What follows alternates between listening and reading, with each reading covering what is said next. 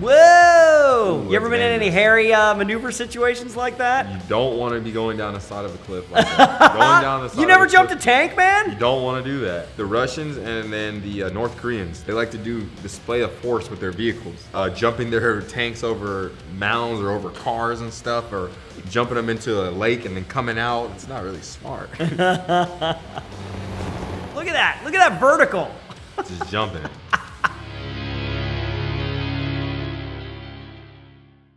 Welcome back, everyone, to another episode of Total Recoil. I'm British now, where we explore equipping. All right, I'm going to drop that accent. I'm Israel Wright, former Green Beret. It's good to be back with you. I'm very excited to welcome in our very special guest, former tank commander, Chellby Bragg. Welcome, Chellby. Hey, how's it going, everybody? Yeah, so I'm Chellby Bragg. I was a tank commander with the 1st Cavalry Division. I served every role on an M1A2 Abrams tank.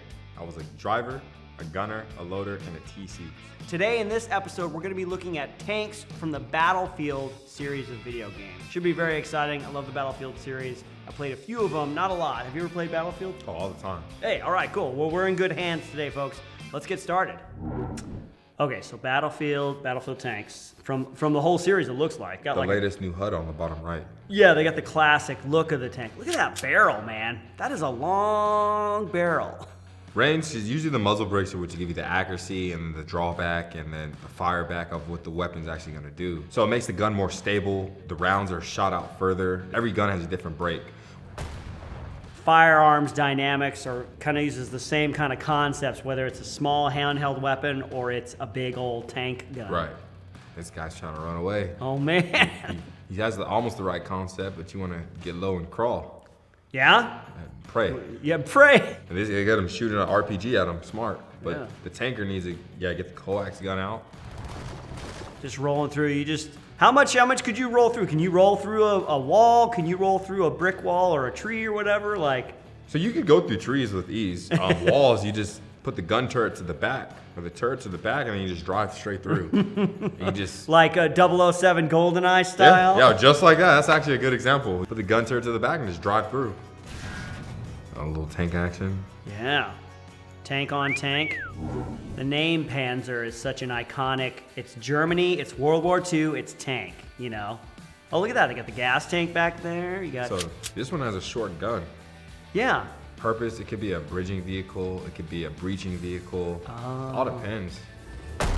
Oh, it's a 7.62 cannon. So I have seen tanks like that, but they were usually for engineers. It must be a mod or something like that. Yeah, I would expect this to be a mod, seeing how short this barrel is and what it's saying, or maybe a different variant for the game. Yeah. Whoa! Ooh, You ever been in any hairy maneuver situations like that? You don't want to be going down the side of a cliff like that. Going down the side You never of a jumped a cliff, tank, man? You don't want to do that. So they're moving and they're shooting pretty fast. That's pretty cool, actually. Can you move and shoot at the same time? Is that something you train for? Video games make moving and shooting really, really simple. Yeah. Moving and shooting is very, very hard. Even shooting a target that's running from you is still very difficult. Yeah.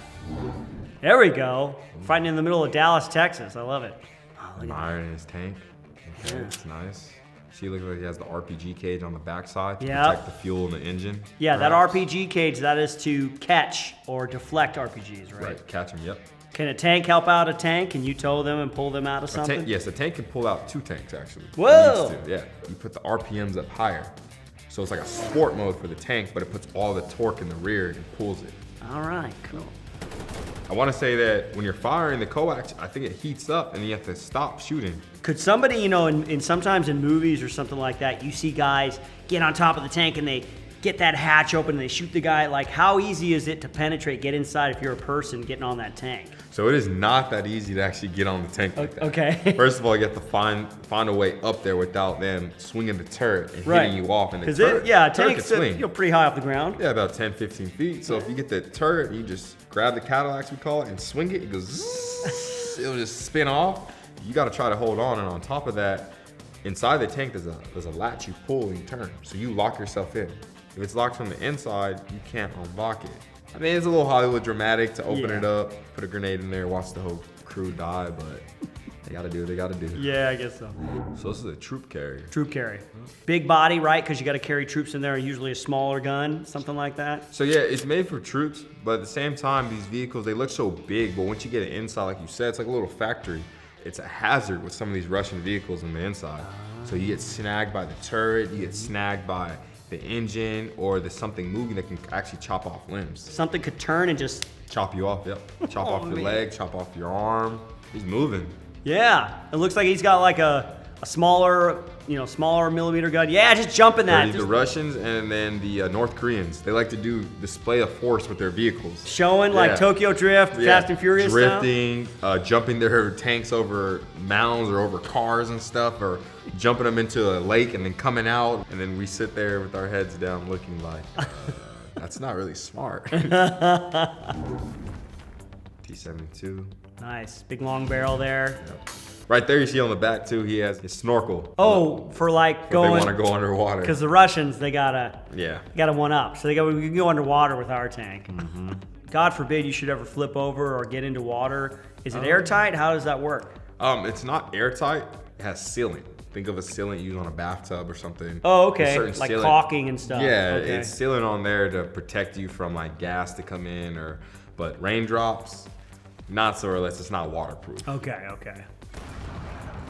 So he has a lock-on warning. What you want to do is hopefully it's a trophy system, but he didn't use it. Did you have a favorite position on the tank? Oof. You like being in command? You like being in charge? You like being the gunner? I like being the loader. Yeah? The loader was fun because you learn so much from everybody else's roles. When there's nothing to load, you're listening to everybody else, the crosstalk. Wow. So you learn more, I would say. Wow. It was like a Humvee with gun on top. Yeah, Looks like the front looks like a MRAP. MRAP. In a sense. It looks Yeah, like you're right. It An does- MRAP with a turret. Yeah, MRAP. Maybe specific for the game. Yeah. Look at that. Look at that vertical. Just jumping it. Just running people over. This guy got out I love it. on foot. There we go. That's another thing. If your vehicle was down and you're out of ammunition, you're on foot.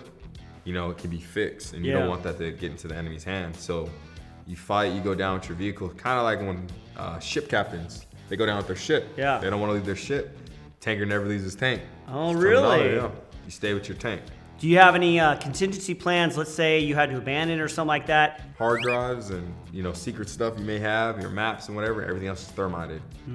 Put everything blow on it. the inside and thermite it, and it'll burn the whole tank down. All right. It's a marine vehicle. Oh, really? Lab, yeah. I have seen these. You're driving south on the freeway by just north of San Diego Yep. by Camp Pendleton. I've Yep. seen these roaming along the beach. They have a big propeller on the back. Yeah? Amphibious. Amphibious. Oh, okay, cool. Now, I thought that these vehicles can go like maybe 30, 40 miles per hour in the water. I was like, oh, this is cool. They go like 5 to 7.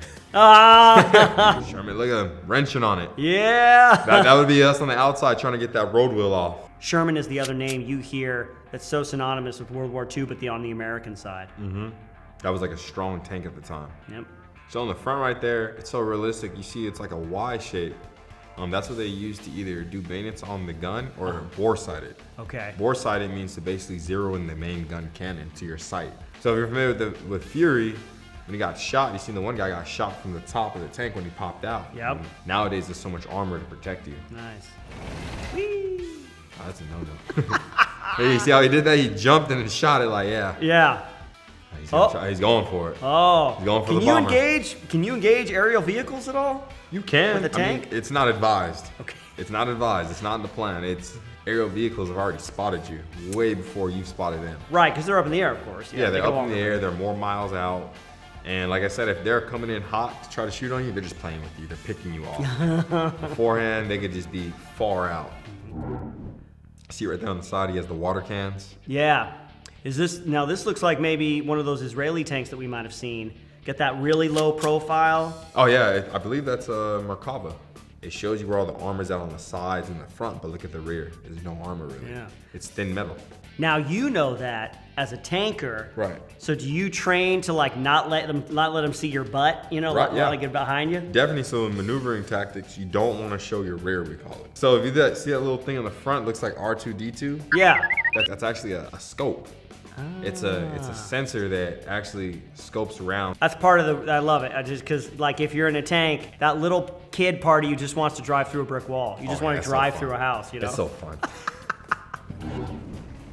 Oh, it took off. expel the smoke string. Bye. So that smoke that he expelled out, the smoke actually helps you get away from targets. And then you see the hatches on top. Yeah, hatches on top. I wonder if it's like a, modularity, being able to perform multiple different tasks with the same vehicle with minor adjustments. Right. That looks like something like this is what this is. Oh, shooting missiles, look. Oh, okay, it is a missile thing. Folks, let us know in the comment section if you have any insight on the MAV in real life. Is it a modern vehicle? Does it exist? Sprinkler going. The level of detail, man, these games these days, man. He's gonna run him over? He's gonna run him over? Do it. Run him over. Oh. Ran him over. There's got to be that. He got away. There's got to be that party that's just, man, if I could just run somebody over with this thing. The enemy, of course. Oh, it's cool showing the distance of the target as well. Oh, nice. Yeah, what do you think about the HUD? Like about the layouts and stuff like that? Is that kind of what it's like being a gunner looking down the readout? Oh, yeah. Whether it's the main gun or the Crow system? Mm-hmm. See, the Crow system's so advanced now, it can see your name tape in the dark now. So you can zoom in on somebody 500-600 meters out, you can see their nameplate. It's like an 8K camera. Wow. So technology's been around, but not everyone gets the cool stuff like Yeah, right.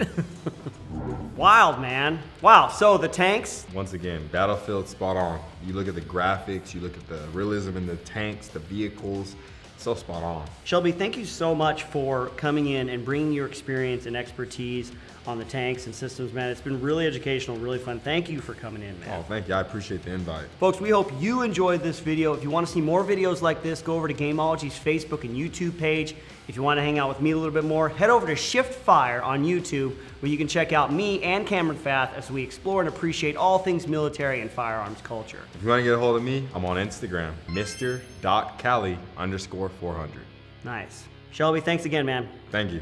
Folks, catch you next time. Welcome back, everyone, to another episode of Total Recoil. I'm British Now, where we explore equipment. Excuse me. Get that out of the way.